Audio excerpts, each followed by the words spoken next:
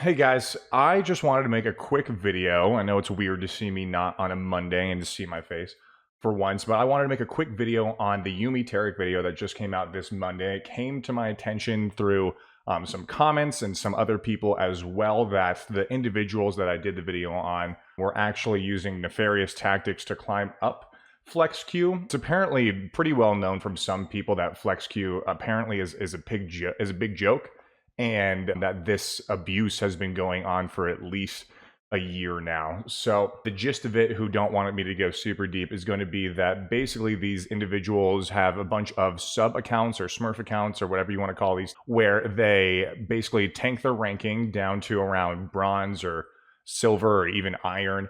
And then from that point, they will then play with those accounts. I assume they have their friends or someone close to them hop on them to play with them in FlexQ.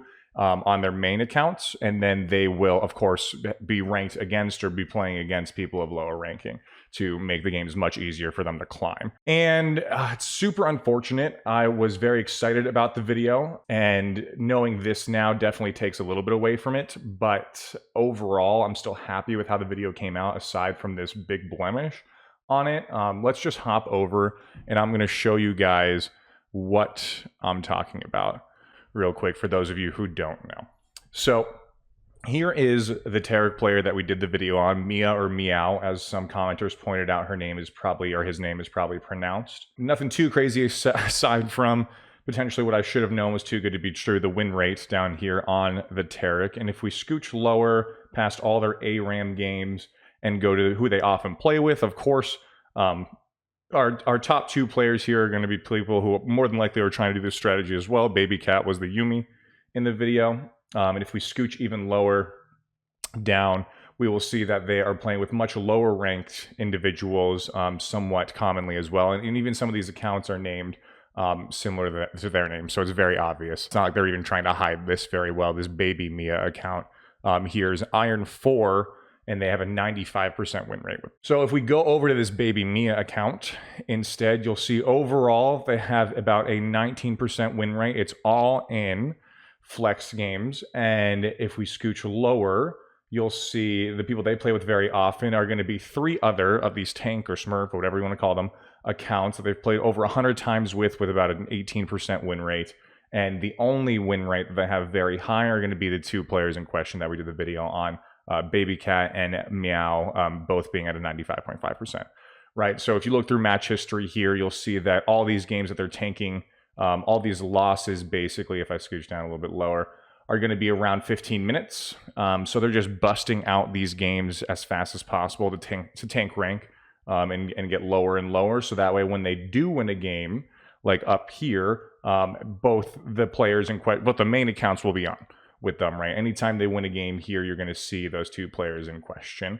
And it's very upsetting, and it's even more upsetting to see that in the higher levels of play, that this is basically happening through every region. This has been happening. I haven't checked all of these players here. Maybe one of these people have done this legitimately and gotten to this high of LP legitimately. Even some of these people are linking their YouTubes and Twitch, which is crazy to me, because any other game where you'd be cheating like this, like Fortnite, or if you're broadcasting that you're cheating or doing something like this on stream, I would assume that would be a bannable offense. But clearly Riot doesn't care enough to fix this issue. So another well-known person, Riven, on the UNE server, I've seen other various Reddit posts about her now ever since looking into this, or him now ever since looking into this previously, is also a culprit of doing this. You can see in FlexQ they have an 87% win rate, and they are ranked number 1 in EUNE for FlexQ.